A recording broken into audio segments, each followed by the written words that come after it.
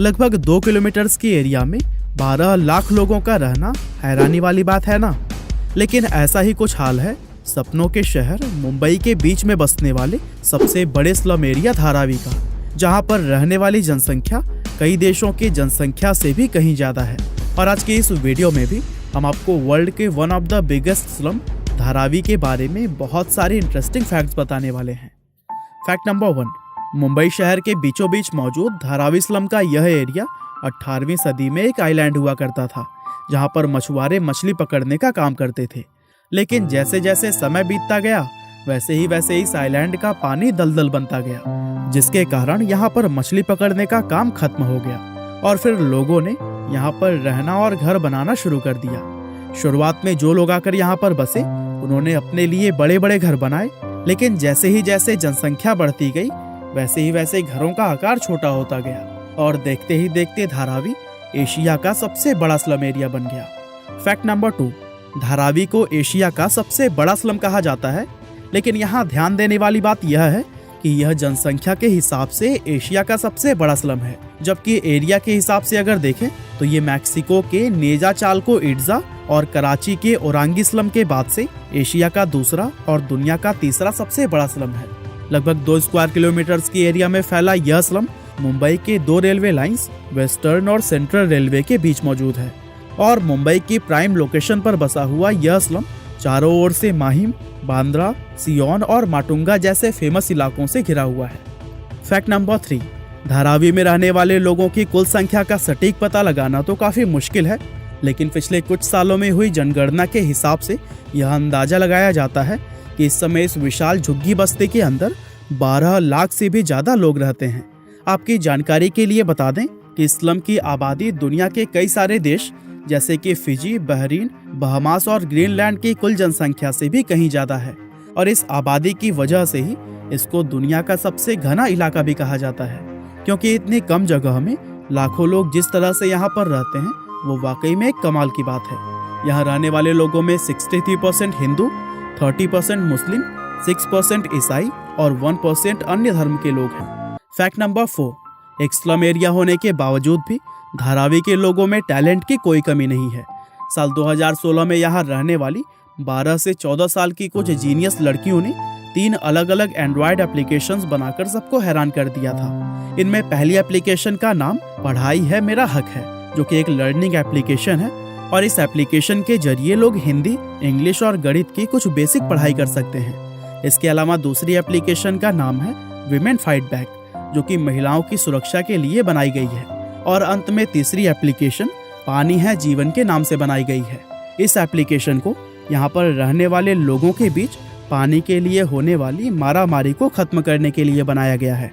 दरअसल यह एप्लीकेशन नल के अंदर पानी आते ही अपने रजिस्टर्ड यूजर्स को एक अलर्ट मैसेज भेज देती है और इस अलर्ट से लोगों को पता चल जाता है कि नल में पानी आ चुका है और इससे लोगों का काफी समय बच जाता है, क्योंकि इस एप्लीकेशन के आने से पहले लोग कई घंटे नल के पास खड़े होकर पानी के आने का इंतजार करते थे। इसके अलावा धारावी को भारत का सबसे ज्यादा पढ़ा लिखा स्लम एरिया माना जाता है, क्योंकि यहाँ के लोग पढ़ाई लिखाई को भी काफी महत्व देते हैं। और दोस्तों, आपको यह बात जानकर काफी हैरानी होगी कि इस इलाके का साक्षरता दर 69% से भी ज्यादा है और एक स्लम एरिया होते हुए भी इस तरह का साक्षरता दर होना वाकई में एक कमाल की बात है। फैक्ट नंबर 5, धारावी के अंदर कपड़ा, मिट्टी के बर्तन, चमड़ा और स्टील आदि का उत्पादन करने वाली लगभग 500 से भी ज्यादा मैन्युफैक्चरिंग यूनिट मौजूद है। आपको जानकर काफी हैरानी होगी कि इस झुग्गी बस्ती में लगभग 15,000 से भी ज्यादा सिंगल रूम वाले कारखाने चलाए जाते हैं और इन कारखानों में बने हुए प्रोडक्ट्स कई अलग अलग ई-कॉमर्स वेबसाइट्स के जरिए सिर्फ भारत ही नहीं बल्कि पूरी दुनिया भर में ही बेचे जाते हैं। और यही वजह है कि अकेले ही धारावी की एनुअल इनकम 650 मिलियन अमेरिकी डॉलर्स से 1 बिलियन अमेरिकी डॉलर्स तक पहुंच जाती है, जो कि किरीबाती, टोंगा और तुवालू जैसे कई सारे देशों की इकोनॉमी से भी कहीं जाता है। और इसी से यह अंदाजा लगाया जा सकता है कि धारावी में चलने वाले ये बिजनेस भारत की इकोनॉमी में भी अपना कितना योगदान देते होंगे। फैक्ट नंबर 6, धारावी में रिसाइकलिंग का काम भी काफी बड़े पैमाने पर होता है और इसी को यहाँ की प्रमुख इंडस्ट्री भी कहा जाता है। इस स्लम के अंदर सिर्फ मुंबई या महाराष्ट्र ही नहीं बल्कि पूरे भारत से आने वाले प्लास्टिक वेस्ट को रिसाइकल किया जाता है। और रिसाइकलिंग का यह काम धारावी के 2.5 लाख से भी ज़्यादा लोगों को रोजगार देता है। और इस एरिया में प्लास्टिक के अलावा भी ग्लास और मेटल जैसे वेस्टेज को भी रिसाइकल करने का काम किया जाता है। और ये काम करने वाला हर व्यक्ति 10 से 14 हजार रुपये प्रति माह तक आसानी से कमा लेता है, जो कि हमारे भारत की मिनिमम मजदूरी वेतन से काफ़ी अच्छा है। फैक्ट नंबर 7, धारावी के अंदर धारावी रॉक्स नाम का एक जंक बैंड है जो कि काफ़ी ज़्यादा फेमस है। इस बैंड के अंदर झुग्गी में रहने वाले 12 से 15 ऐसे लड़के हैं जो कि कचरा बीनने का काम करते हैं। और इस बैंड की खासियत यह है कि ये लोग म्यूजिक को बनाने के लिए ओरिजिनल म्यूजिक इंस्ट्रूमेंट की जगह पर पानी के डिब्बे, स्टिक्स, कांच की बोतलें और धातु से बनी हुई कुछ दूसरे चीज़ों का इस्तेमाल करते हैं। और यही वजह है कि यह बैंड इतना ज़्यादा क्रिएटिव और टैलेंटेड माना जाता है। फैक्ट नंबर 8, धारावी सिर्फ भारत या एशिया में ही नहीं बल्कि पूरी दुनिया में प्रसिद्ध है, क्योंकि भारत घूमने आने वाले विदेशी लोगों की लिस्ट में इस स्लम एरिया का नाम सबसे ऊपर रहता है। वैसे यह बात काफ़ी हैरान करने वाली है कि आज भारत घूमने आने वाले विदेशी लोग दिल्ली और ताजमहल जैसी फेमस जगहों को छोड़कर धारावी घूमना ज़्यादा पसंद करते हैं। और यही वजह है कि आज इन विदेशी लोगों को धारावी का गाइडेड टूर भी ऑफर किया जाता है। और इस गाइडेड टूर के जरिए ये विदेशी लोग धारावी के जीवन को काफ़ी बारीकी से देख पाते हैं।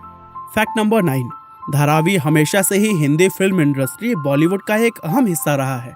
मशहूर फिल्म डायरेक्टर और राइटर सुधीर मिश्रा ने 1992 में आई धारावी नाम की अपनी फिल्म के अंदर स्लम के लोगों की लाइफ को काफी अच्छे से दिखाया था, जिसके लिए इस फिल्म ने नेशनल अवार्ड भी जीता था। इसके अलावा ऑस्कर विजेता फिल्म स्लम डॉग मिलेनियर भी धारावी के स्लम में ही शूट की गई थी।